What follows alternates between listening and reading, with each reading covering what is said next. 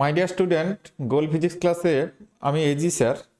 আজ আলোচনা করব 2017 সালের 11-এর পরীক্ষায় কাউন্সিলের যে কোশ্চেন ছিল সেই কোশ্চেনের মধ্য থেকে কয়েকটি এমসিকিউ নিয়ে, যেটা তোমাদের সেমিস্টার 1-এর অন্তর্গত। কারণ এই সিলেবাসে সব এমসিকিউ থাকে না, সেমিস্টার 1-এর অন্তর্গত যে এমসিকিউগুলো পড়বে সেগুলো নিয়ে আলোচনা করব। তো সেই এমসিকিউগুলো আলোচনার সময় বেশ কিছু সংক্ষিপ্ত পদ্ধতি বা কনসেপ্ট এবং ট্রিক্স ব্যবহার করব। যদি এগুলো একটু মন দিয়ে দেখো তাহলে এই ধরনের যে কোনো এমসিকিউ সমাধানে আরও অসুবিধা হবে না। অবশ্যই ভিডিওটাকে তাহলে প্রথম থেকে শেষ পর্যন্ত ভালো করে দেখতে হবে কি আছে। দেখো, এখানে দেওয়া আছে 6.0025 সংখ্যাটিতে সার্থক অঙ্ক কতগুলি আছে। সার্থক অঙ্ক, তাহলে এখানে দেখতে পাচ্ছ প্রথমে নাম্বার আছে, শেষেও নাম্বার আছে, মাঝে পয়েন্ট আছে।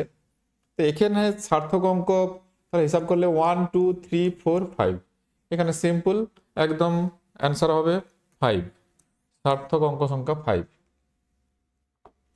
নেক্সট, একটি গাড়ি সোজা রাস্তা বরাবর কিছু সময় ব্যাপী V1 সুষম বেগে চলে, পরে একই সময় ব্যাপী সুষম গতিবেগ V2 নিয়ে চলল, গাড়ির গড় গতিবেগ কত হবে? তাহলে এখানে সমান সময়, তাহলে টোটাল যে ডিস্টেন্স, সোজা রাস্তা বরাবর চলছে কিছু সময় ধরে, ধরো T1 সময়ে ওটা V1 বেগ নিয়ে গেছে, একই সময়ব্যাপী একই সময়ব্যাপী সুষম গতিবেগে V2 নিয়ে চললো, গাড়ির গড় গতিবেগ কত হবে একই সময়? তাহলে এটাকে যদি আমরা টি দিয়ে লিখি, তাহলে এ সময়টাও টি, এখানে বেগ ছিল V2, তাহলে S1 আর S2 এটা কত হয়? আমরা জানি S1 সমান V1 ইন্টু টি আর S2 সমান V2 ইন্টু টি। তাহলে যেহেতু সুষম বেগে চলছে তাহলে এই সূত্র আমরা লাগাতে পারি।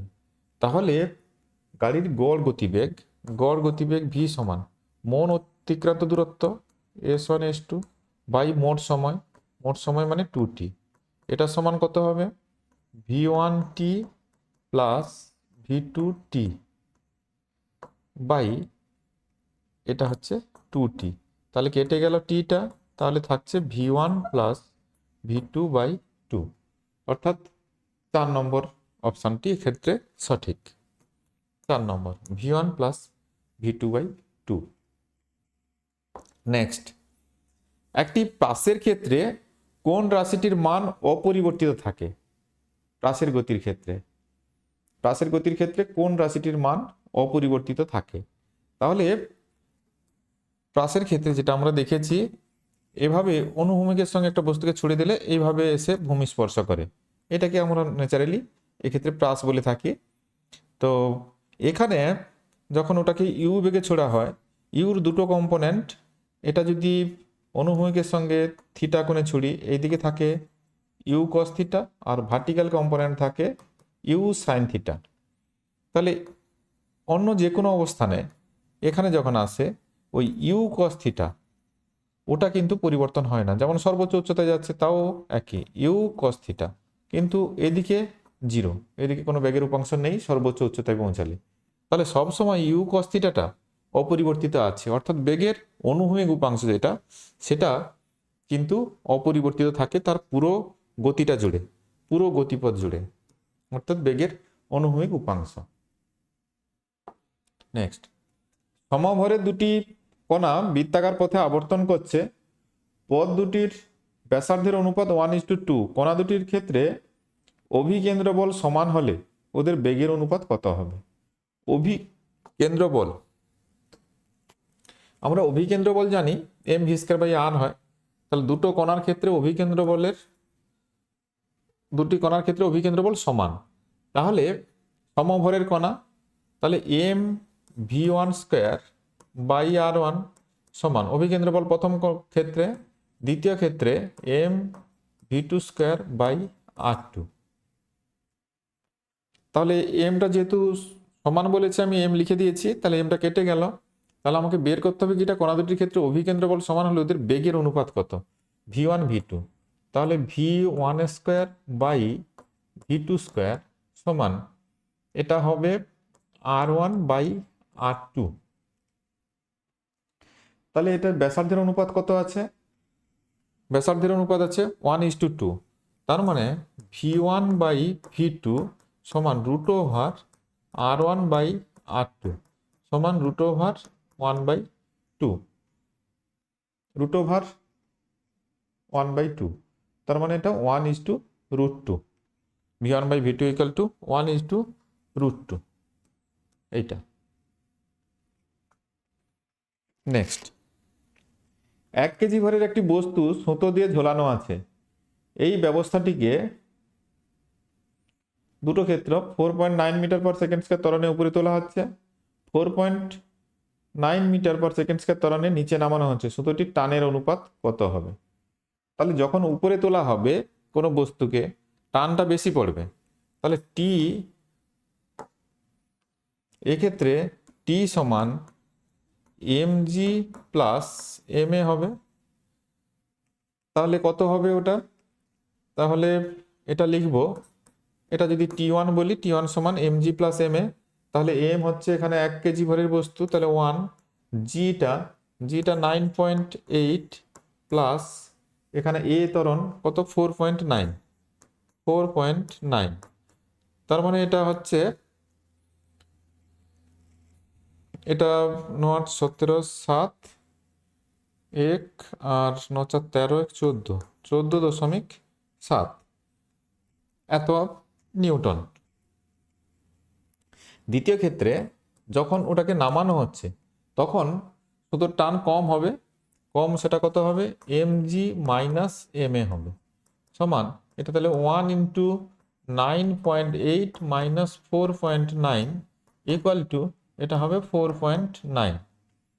এখন প্রশ্ন, সুতোটির টানের অনুপাত দুটি ক্ষেত্রে, তাহলে T1 বাই T2 সমান 14.7 বাই 4.9, মানে এটা হবে উপরে 3/1, 3:1। একের দাগের উত্তরটা সঠিক।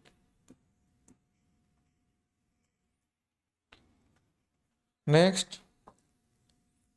অস্থিতিস্থাপক সংঘর্ষে নিম্নোক্ত কোনটি সংরক্ষিত হয় না?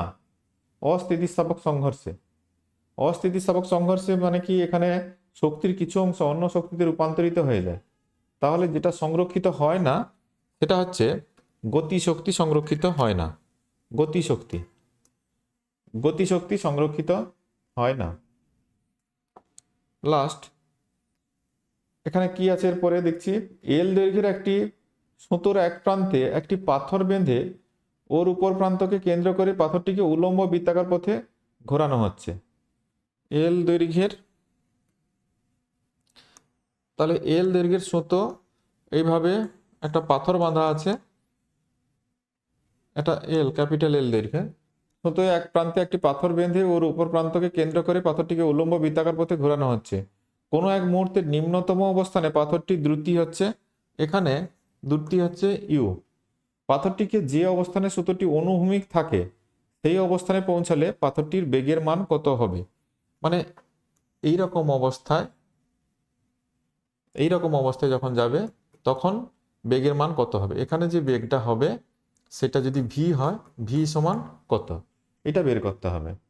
তাহলে এখানে শক্তি সংরক্ষণ নীতি লাগিয়ে কাজটা করে নেওয়াই ভালো। শক্তির সংরক্ষণ নীতি লাগিয়ে আমরা করব। তাহলে যখন এই অবস্থানে আছে, এইটাকে আমরা লেভেল ধরে নিচ্ছি, এই অবস্থানে যখন আছে তখন তার বেগ আছে ইউ, এটার ভর সাপোজ এম, এখানে ভর এম, বেগ হচ্ছে ভি। তাহলে এখানে এই যে নিম্ন অবস্থানে, এখানে স্থিতিশক্তি আর গতিশক্তি যোগফল, এখানে স্থিতিশক্তিকে আমি 0 ধরছি, এটা হচ্ছে গ্রাউন্ড লেভেল, এখানে স্থিতিশক্তি 0 ধরছি। তাহলে 0 প্লাস গতিশক্তি, গতিশক্তি কত হবে, হাফ এম ইউ স্কয়ার, এটা হচ্ছে গতিশক্তি এখানে। আর এই অবস্থানে স্থিতিশক্তি আর গতিশক্তি, তাহলে ওখানে স্থিতিশক্তি তাহলে কতটা হাইট উঠে গেছে, এটা এল হাইট উঠে গেছে ওখানে, তাহলে স্থিতিশক্তি হবে m g l, m g h এর জায়গায় এখানে m g l plus half m v square, ওখানে গতিশক্তি এটা। তাহলে আমাকে বের করতে হবে ভির ভ্যালুটা। তাহলে এটাকে যদি আমি এদিকে করে দিই, হাফ এম ভি স্কোয়ার সমান half m u square minus m g l, তাহলে এমটা উভয় পক্ষে চলে যাচ্ছে, তাহলে ভি স্কোয়ার সমান two u square minus two g l, two u square minus two g l. তাহলে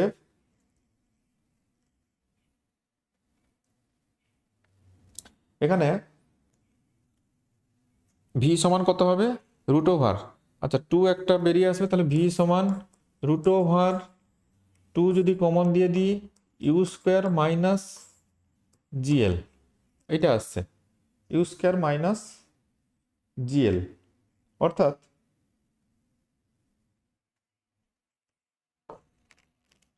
না, এখানে একটা দুই এক্সট্রা লেখা হয়ে গেছে, এটা দুই হবে না, এখানে এইখানে এই দুইটা থাকবে না, এটা তাহলে হবে ইউ স্কোয়ার মানে টু, ওখানে আমি যদি ওইদিকে মাল্টিপ্লাই করি এই হাফ আর টু কেটে যাবে, u square minus two g l, তাহলে এই দুইটা থাকবে না, তাহলে রেজাল্টটা আসবে এইটা, এটা হবে u square minus two g l, u square minus two GL.